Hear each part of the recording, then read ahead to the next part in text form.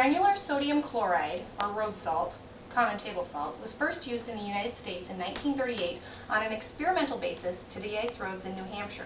Before 3 years had passed, 5,000 tons of salt was being used to de-ice highways across the nation. Today we use 10 to 20 million tons of salt for this purpose, which has rapidly and drastically increased the salinity of our waters. Numerous studies during the past 30 years have made connections between increased salt concentrations in drinking water and highway salting operations. Speculations about road salt as a drinking water contaminant date back to the 1950s. A common objection to salt in drinking water is its taste, but a more serious concern is the impact of salt on human health. Healthcare organizations have recommended moderation in salt intake to prevent high blood pressure. Recently, the effect of salt on high blood pressure has become a point of concern. This has made people more aware of dietary salt and where it comes from, including salt in drinking water. When snow and ice melts, road salt washes into our fresh water sources. This is a concern because it takes just 1 teaspoon of road salt to pollute 5 gallons of water permanently, and there is no way to remove the pollutant once it is in the water. Road salt is the exact same chemical component as table salt, but it is spread on the roads in much greater quantities than if you were to sprinkle salt on your meal.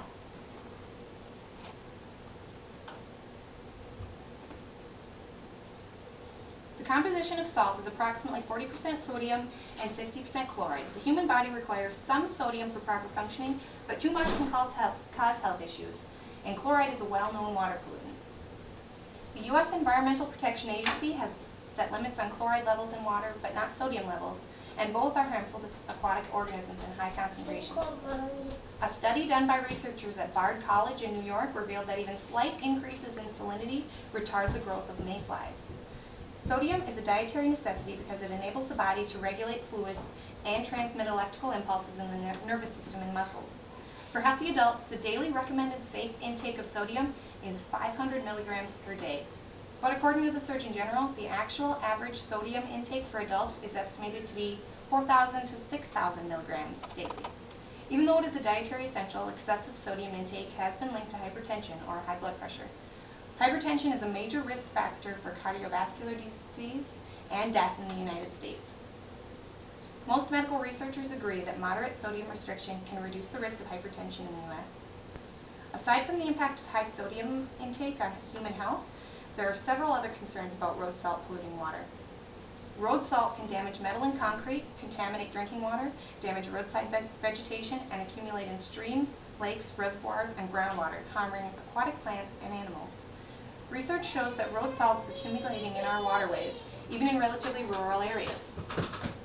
Road salt can remain in a watershed for decades and can remain in water sources until long after it is no longer being used. Because of a legacy effect of salt in the environment, concentrations in surface and groundwater could continue to increase for decades, even if we stop using road salt today. Fortunately, there are things we can do to minimize the amount of salt deposited on sidewalks and roads in the wintertime. First, shovel as much as possible. The more snow and ice you remove by shoveling, the less salt you will have to use.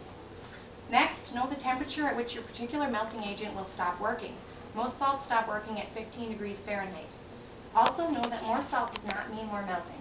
Less than 4 pounds of salt is necessary to melt 1,000 square feet.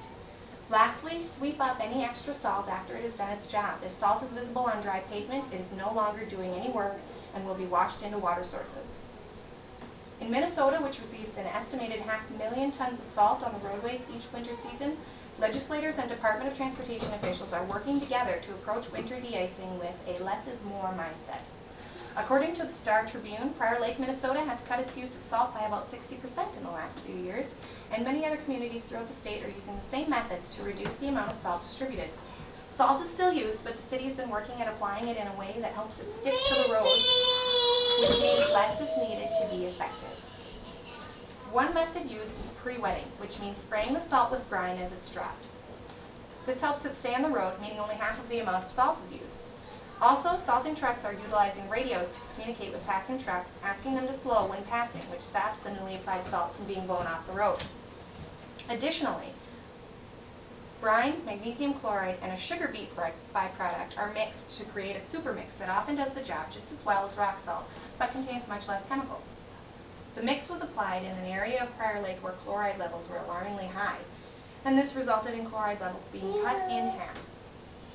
Driveways, parking lots, and other privately owned areas also receive tons of salt every year, which is why the Minnesota Pollution Control Agency offers a voluntary certification program that teaches best practices to private operators who use salt or other chemicals.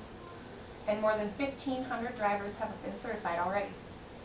In New Hampshire, the legislature is set to take up a bill requiring all private applicators to take a certification course. Fortunately, the issue of road salt polluting water sources is now well known, and people are actively trying to reduce the impact of road salt on the environment and human health. Unfortunately, the salt already in the water and that which is still being applied will not go away quickly or easily. We can only encourage people to do all they can to use less and hope that a safe alternative is put into use soon.